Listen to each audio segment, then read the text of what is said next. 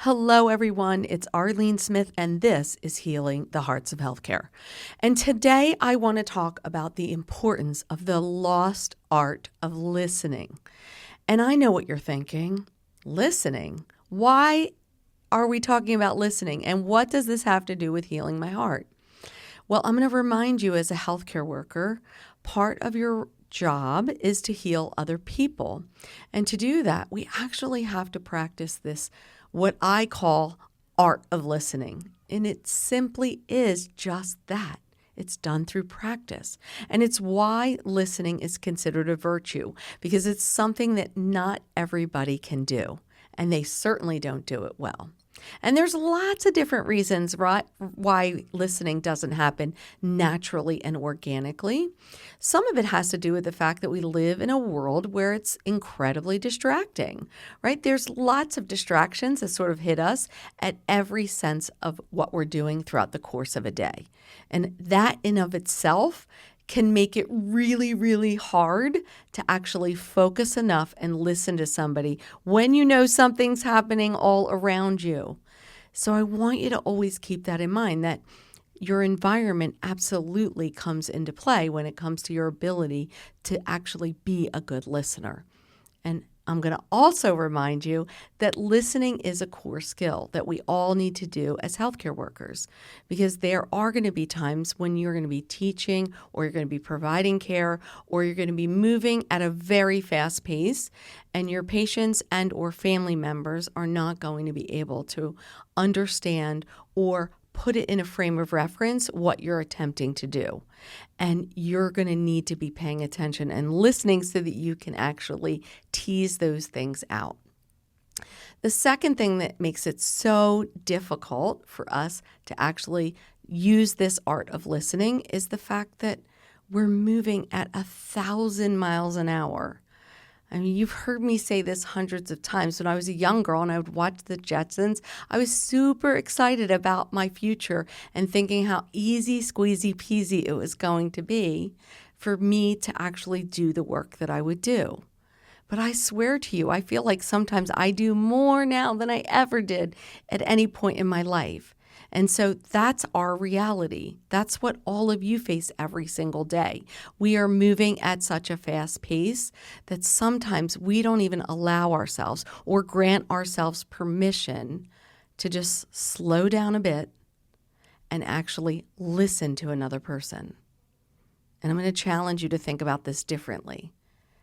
How does that impact the way that person is meant to feel in your presence? It 100% does. And I'm also going to remind you, as a healthcare worker, you are a healer. And so listening is an essential characteristic, and it 100% has to do with the way you heal and the way you heal others. If you're not even listening to what's happening inside your own body, if you're not even listening to the little voices that are coming through and telling you to do or not do something, if you're not even giving yourself time to listen to the way you are being made to feel in any situation throughout the course of your day, well, then you're moving a bit too fast. And I'm going to remind you, when it comes to caring for people, what we must never lose sight of is this is an interaction between us as human beings. And it is so critically important that it gets landed in a perfect, safe space. Because for true listening to happen, people need to feel like that space is safe. I would argue that I feel like for true listening to happening, people need to have that be more of a sacred space, a place where they can feel that they can be the best version of themselves, that they can be authentic and genuine and share in a way where they are perhaps vulnerable, or they're sharing information to you that is very difficult for them to share. And if you're feeling this same way about yourself, then this is the podcast for you. I'm going to remind you to tune in, because listening is something we all must do. And I will tell you that I think for many of us, I think it really just comes down to the way we have programmed our brains to respond to our environment and the stimulation within our environment. I mean, think about it. It's go, go, go, go in healthcare. It's not like people are standing around with their arms crossed and they have nothing to do all day long. We are constantly moving at a high rate of speed because, number one, you can't predict what's going to happen. Number two, usually as a healthcare worker, you're so focused on your assignment and you're so concerned and worried that you're going to be able to get all that work done in that period of time of that shift, that even the thought of just slowing down enough to listen to somebody that might be wanting to communicate, well, that's not really what you want to do. And I know what you're thinking because I've done it myself. Listen, I've seen myself do this at times. I want you to imagine you were at a dinner party and you're around a whole bunch of people and you're trying to communicate or speak to somebody, and that you know that those individuals sitting around the table, they are disinterested in what you have to say. And I want you to think about how that makes you feel, how that leaves you thinking, maybe my words aren't important. Maybe I'm not someone that should be here. Maybe I'm somebody that isn't valuable enough. See, even in our personal lives, this can happen, but 100% it can happen even in the workplace, right? And think about all of the opportunities, the missed opportunities to engage in effective listening. And I'm not talking about the kind of listening that you do, which I like to call it partial listening. I know when I work with leaders, I'm always reminding them of the ability to really be careful of the trap of partial listening. And that means you're just listening enough to sort of get those high-level details. You're not getting the sense of what that person is saying. And trust me when I tell you, people notice this when you don't do this. They 100% notice it. It's not like it's something that you can do and you can get away with it. People just don't tell you to your face that you're doing it. And that's the God's honest truth. So I want you to just think about this for a minute. The work that we do is so important. We heal people through our words and our actions and our gifts and our talents. That is what we were put on this earth to do. Every single one of us. That's why we're doing this great, important work, and we're not doing something else, because it wouldn't give us personal satisfaction. In that exchange of providing care to another human being, something beautiful happens, something that you need to hold on to and you need to embrace and take it inside of you. It fills up your soul and your spirit.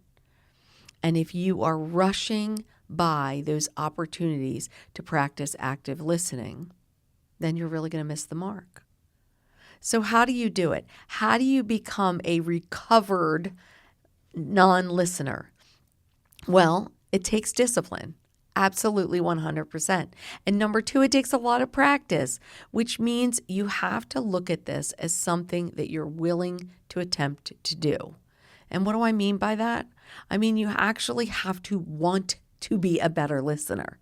If you're walking through this earth and it's not even on your radar and you don't even have any desire to want to actually learn how to improve your listening skills, then guess what? You are not going to do it. You are just going to go through life doing the same thing that you're doing, and you're going to end your journey here in life school being very disappointed that you didn't learn important lessons. And that's what I'm here to remind you, that listening is an essential skill. And it absolutely can lead to healing.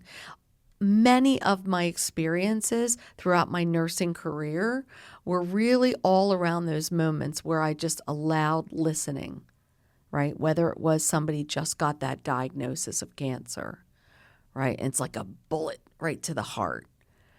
And sometimes it's not as if you can rush past that moment. You have to allow enough time just to listen and to actually ask questions and to ask somebody if you can do something for them or get something for them or support them in any way. Again, that's essential when it comes to our work here in Life School as a healer of people. That's what we do. And we can't rush by that. And sometimes we don't talk about it enough. And my fear of that is, I think it's because for some of us, we just don't know how to solve it. We don't know how to be present. We don't know how to turn things off. And we don't know how to just allow the soft, still silence to set in. And I'm going to remind you, if you're one of those people where that really is a struggle and a challenge for you, that one of the things that you can do to change that overnight is really just to take that step back, take that step up, and maybe take a few minutes just to take a couple deep breaths in. And this is hard for some people, especially if you're like me and you are passionate about life and you're passionate about experiences and you know you don't want to waste your time here in Life School, that you want to make sure that you're getting as much to life as you possibly can, because heaven forbid, if that card comes through and this is the end, you want to feel like you've done it all or done as much as you could.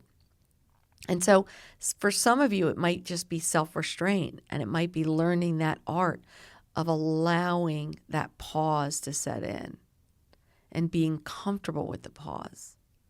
For some people, the pause and the quiet and the stillness is terrifying. It's like, I don't know what to do.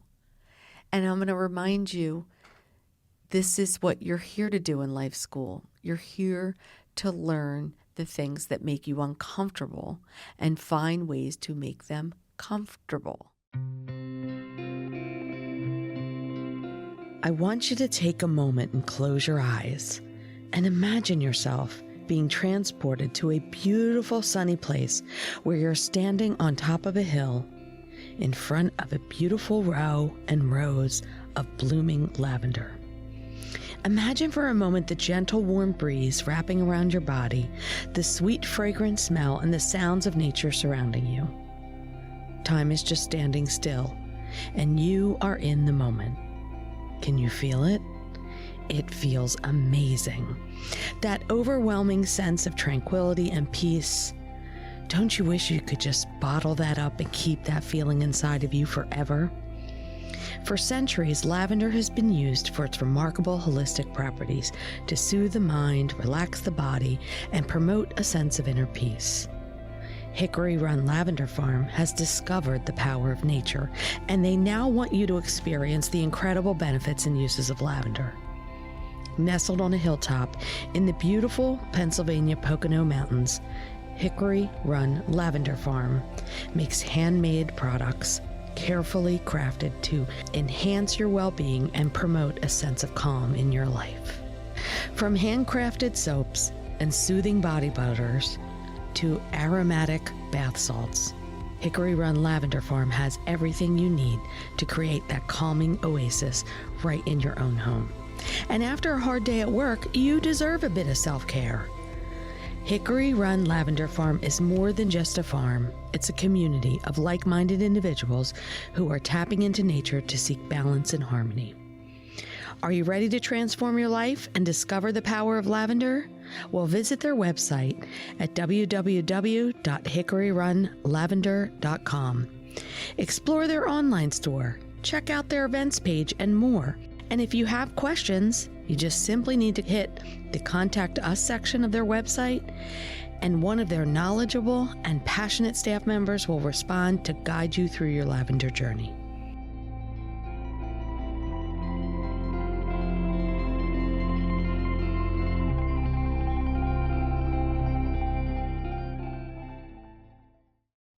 So it's just like your comfort zone, right? It's why people don't shift and move out of it, because it feels so good to be in your comfort zone. I mean, I'm so safe and I'm so protected, and I can just be who I want to be. I can be Arleen, who loves life and loves the world. But Arleen also needs to learn how to make sure that she's creating a safe space for others, right? To communicate, to share, to share maybe their feelings, and that I'm that type of person, that I'm not only creating the safe space, but that the person that's engaged in that conversation can actually see that I'm present, that I'm not like looking down at my phone while the person's telling me or talking to me, which is a terrible habit, by the way. And I'm going to tell you, all of you, if you're in a relationship, it's one of the relationship killers, I swear to you, is not being present and giving your partner your full attention. It is one of the reasons why I truly believe we see so many relationships falling apart. Because if you can't even grant someone the space of 10 minutes of sharing about their day or talking about what went wrong, and you can't create that safe place for people to share, then how could you possibly envision a future where you're going to be doing the things that you love together? Because you know what it feels like, 100%. And again, I'm going to remind you, that stillness and that quiet is something that absolutely you can learn through practice to do. So I always like to use the method of, number one, just really allowing myself the time to just know when I'm going into a conversation how I need to create those natural pauses. And then I need to listen. And so if you're like me and you have a hard time of having your brain focus, for some of you, it's really going to be intently paying attention and zeroing in on that conversation and relaxing your body, right? And just giving yourself space to say, it's going to be okay. I'm just going to listen. I'm going to listen to the words, and I'm going to pay attention, and I'm not going to think about what I'm going to say when that moment happens. Instead, I'm just going to listen to each word. And trust me, this is a game changer when it comes to building relationships with people. And I'm going to remind you here in life school, when you're a healthcare worker and you're coming across your patients and your families, you have no idea what is going on in their lives. You have absolutely no frame of reference to even consider what their life is like, because people have done a really good job of disguising their own pain and suffering and hardship. So you just don't know. And creating a safe space where you can give people stillness and softness and just listen to them and ask questions. Is that clear, what I said to you when I taught you that information? What questions do you have for me? Can you repeat that back to me? Can you tell me what it is that I just, provided that education or information to you on? We have to get better at actually building those steps in and then allowing ourselves to listen, because the truth is we all come from different backgrounds, right? We are a diverse nation of people. We're a diverse world of people. And so people have different barriers. Some people have language as a barrier. Some people have comprehension as a barrier. Some people have an ability to listen as a barrier, and they're really not listening to people. But whatever the barrier is, we need to make sure that when we're engaging in two-way conversations and when we're having discussions with people, especially around their health and ways for them to get better and to heal, boy, oh boy, do we need to build in the space to make sure that they are hearing those key messages. And I'm convinced of this when it comes to healthcare. This is like a huge opportunity for all healthcare workers to really just get to this place where we practice listening on a regular, routine basis. That means pretty much with every single patient or family member that we interact with, instead of us having a mindset of being like, I'm going to rush through this, that we build in that before we go into that room, right? We're going to allow for that opportunity for that to happen, right? That exchange of that information and sharing of information. It is so incredibly important to healing. Because if you've ever been sick, I know for me, I've taken care of so many people who have had either chronic conditions or end-of-life conditions, like cancer. And, your ability to create that really safe space for them to actually have a conversation with you, to share with you questions they might have, to share with you how they're feeling. As a healthcare worker, it's a game changer for you. Trust me, you're going to feel better when you practice listening to other people. And if you're the type of person where, you love to dominate the conversation and talk,